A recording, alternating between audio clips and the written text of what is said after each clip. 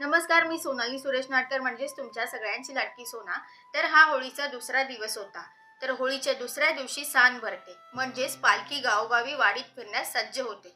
पण त्याआधी सानेवर आता काय काय होणार आहे ते मी तुम्हाला दाखवणार आहे। चला तर मग। तर हे आमच्या दाभोळ गावातील कर्जाई भैरीचं मंदिर। सगळ्यात आधी आम्ही याचं दर्शन घेतलं। तर तुम्ही बघू शकता कर्जाई भैरी मंदिराच्या शेजारी तुम्हाला मस्जिद दिसेल आणि इथे खाली समोर बुद्ध विहार सुद्धा दिसेल। तर शिमगा असो किंवा रमजान ईद असो किंवा डॉक्टर बाबासाहेब आंबेडकर जयंती असो, रायगड मधील दाभोळ गावात सगळेजण सण एकोप्याने आणि आनंदाने साजरे करतात। आता ही जी तुम्हाला लांबलचक काठी दिसते हिला सासन काठी असे म्हणतात, म्हणजेच देवाची निशाणी मांडली जाते। आणि आता पुन्हा टिपरकरी आणि तमाशा इथे होतो।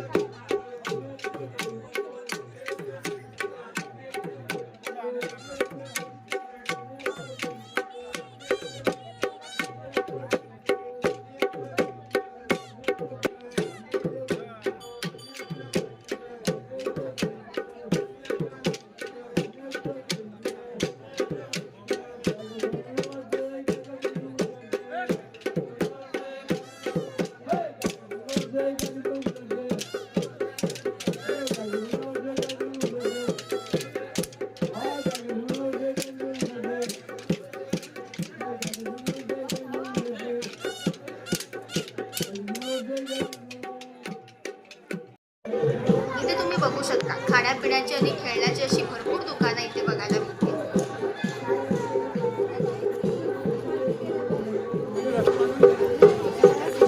तर देवाची निशाणी म्हणजे सासन काठी पूर्णपणे सजवून तयार झालेली आहे।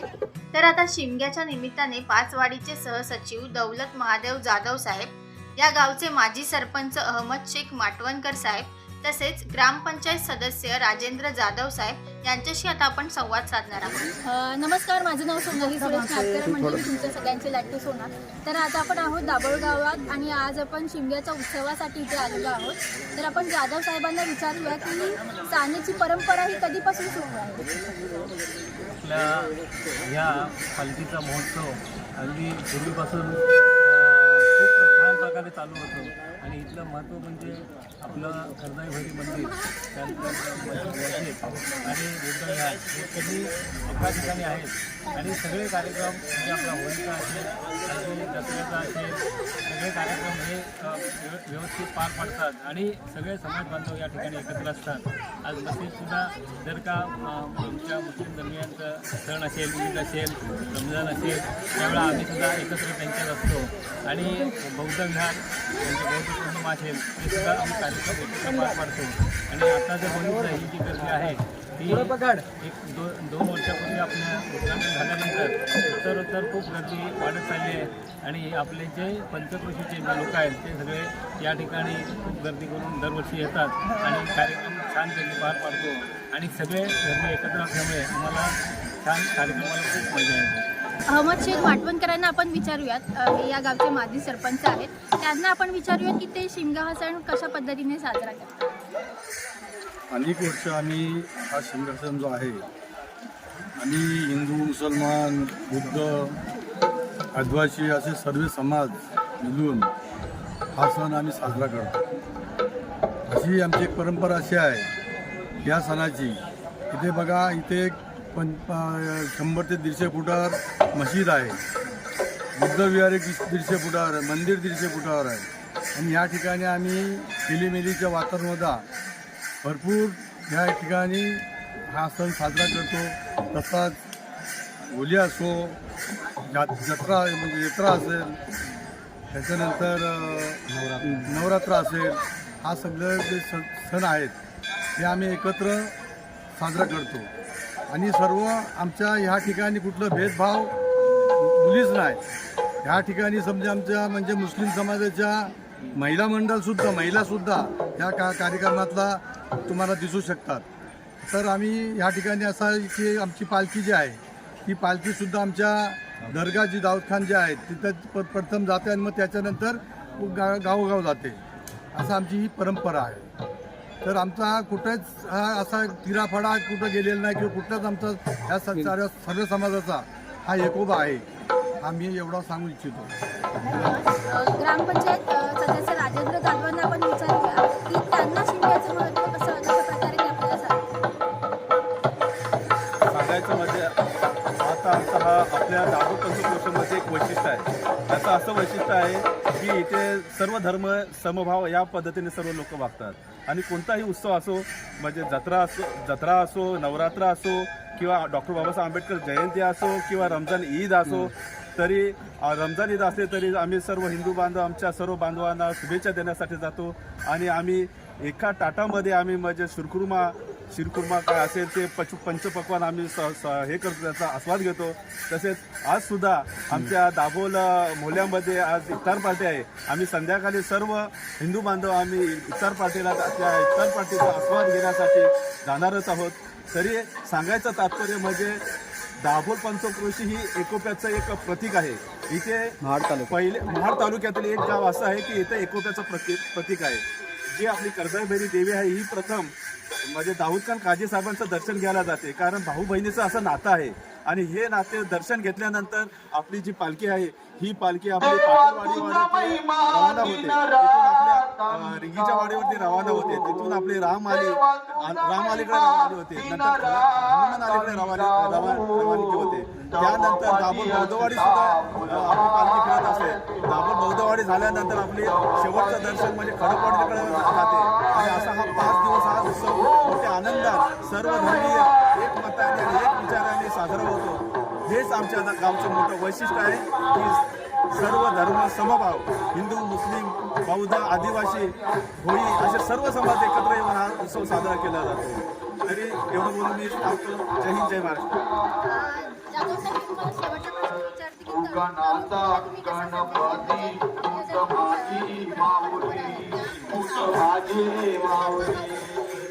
त्या अगोदर ज्यावेळेला आम्ही लहान होतो त्यावेळेला आमचे बांधव आपल्याकडे आमच्या गावामध्ये गणपतीला यायचे. त्यानंतर आम्ही सुद्धा इथे म्हणजे आमचे वडील असतील किंवा आमचे गावातील मंडळ सगळे यांचे जे मुस्लिम आणि ते आम्ही टिकवून ठेवलंय. परंतु पुढे जी पिढी आहे त्या पिढीला सुद्धा आम्ही सांगतो की हे जे आपले कार्यक्रम आहेत परंपरेने या पद्धतीने आम्ही चालू पुढे चालवायला पाहिजे. ज्या वेळेला आमच्याकडे मिटिंग होतात किंवा इतर कार्यक्रम होतात त्या कार्यक्रमातून आम्ही तरुण मुलांना सुद्धा सांगतो हे आम्ही आणले टिकून त्याची तुमची जबाबदारी आहे की पुढे हे सगळे समाज आपले एकत्र राहिले पाहिजे. त्या दृष्टीने आम्ही सतत त्याच्यामध्ये मुंबईवाल्यांकडे वगैरे आणि मुंबई आणि गावचे ग्रामस्थ ह्याच्यामध्ये कुठल्याही प्रकारचा दुजाभाव नाही. काही वेळा काय मुंबईवाल्यांचं गाववाल्यांचं जमत नाही, पण आम्ही सगळे एकोप्यानं चांगल्या प्रकारे होतात. आणि खरोखर पुढची पिढी सुद्धा आमच्या बरोबर आली त्यामुळे आम्हाला सुद्धा असं वाटत नाही की पुढे कसं होईल म्हणून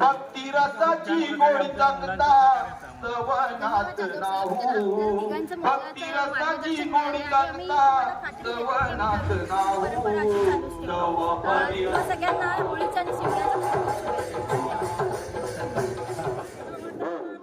आणि इथे तुम्ही बघू शकता की इथे नवीन जोडपं तुम्हाला होळी भोवती फेऱ्या मारताना दिसत आहे. ते यासाठी की आपला संसार सुखी आणि समृद्ध व्हावा यासाठी होळीला नारळ देऊन 5 फेऱ्या मारण्याची प्रथा आहे.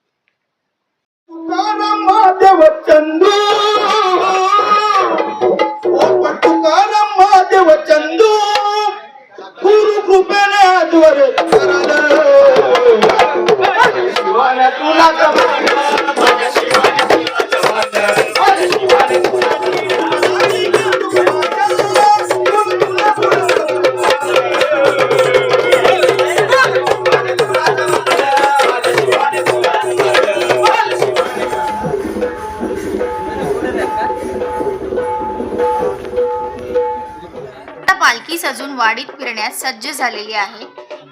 मंदिरातून पालखी निघाल्यानंतर होळीभोवती फेऱ्या मारून निघाली ती दाऊद खान साहेबांच्या भेटीला.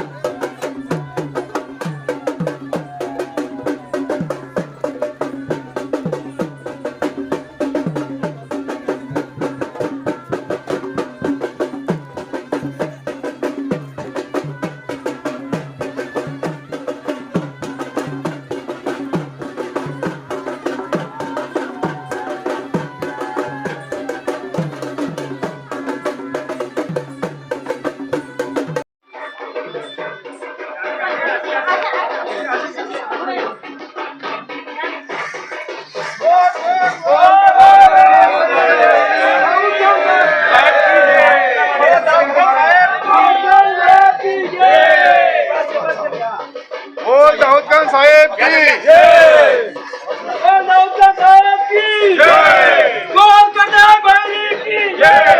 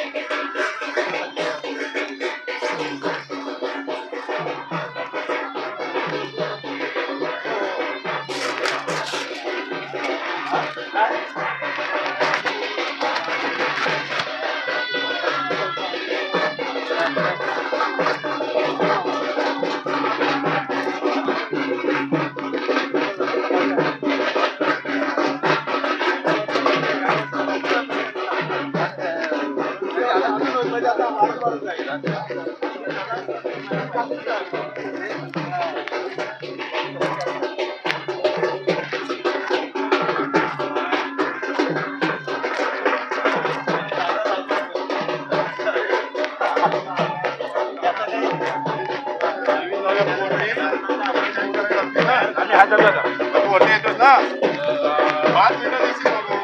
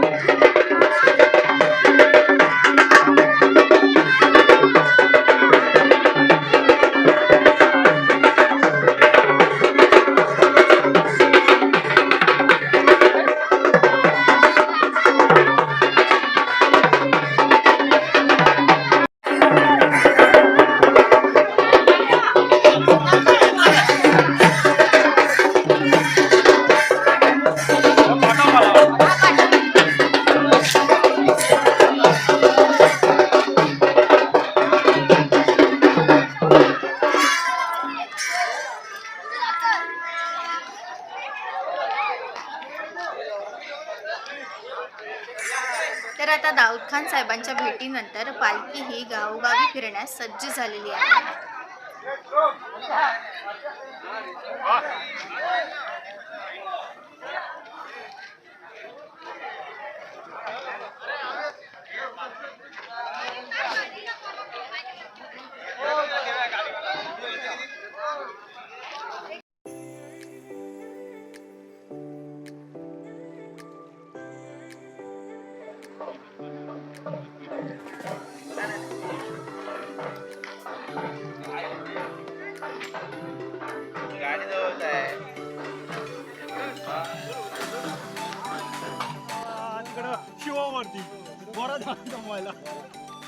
आता आम्ही गप्पा गोष्टी करत निघालो घरी जाण्यासाठी, कारण सापेच्या मंदिरात सुद्धा आम्हाला जायचं होतं. पण त्याआधी वेताळ बाबाची जिथे जागा आहे तिथे आम्ही जाणार आहोत. ही आता आपली वेताळ बाबाची जागा आहे आणि या ठिकाणी खूप पूर्वी जुनं मंदिर इथे या ठिकाणी या पूर्ण आवारामध्ये होतं, कर्जाईबैरीचं. कालांतराने ते मोल्यामध्ये गेलं.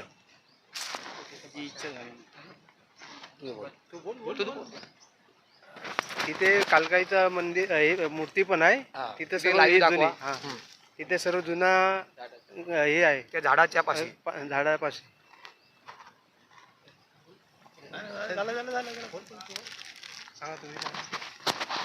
तर ही काळजावरची जुनी जागा आहे, पण इथून तिने अशी आख्यायिका आहे. पूर्वी लोक असे म्हणजे जुने लोक सांगतात की इथून तिने आवाज दिला होता गावकऱ्यांना.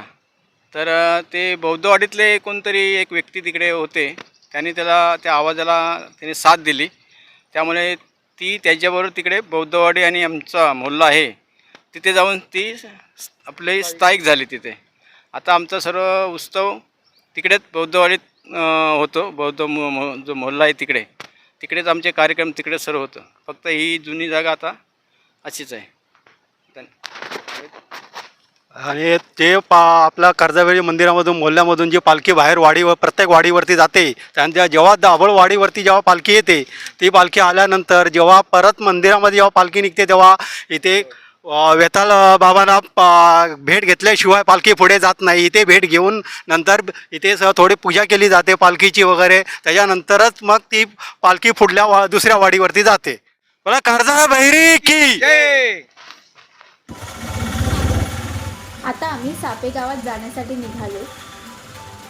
सापेगाव हे मूळ गाव म्हणून ओळखले जाते. आमचे आजोबा पंजोबा दाभोळला येऊन राहिले होते आणि आमची कालिका देवी सापेला आहे म्हणून पूर्वीपासून ओटी भरायची प्रथा आहे आणि आम्हाला तिकडे ओटी भरायला जावेच लागते.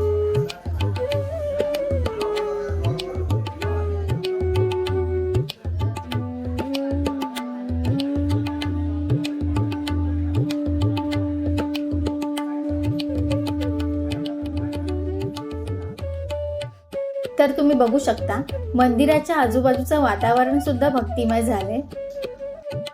तर शिमग्याचा दुसरा भाग तुम्हाला कसा वाटला हे मला नक्की कळवा आणि तुमचे काही प्रश्न असतील तर ते मला नक्की विचारा. त्या प्रश्नांची उत्तरं मी तुम्हाला नक्की देईन. चला तर मग आता मी इथेच थांबते. पुन्हा भेटू पुढच्या भागात. तोपर्यंत धन्यवाद.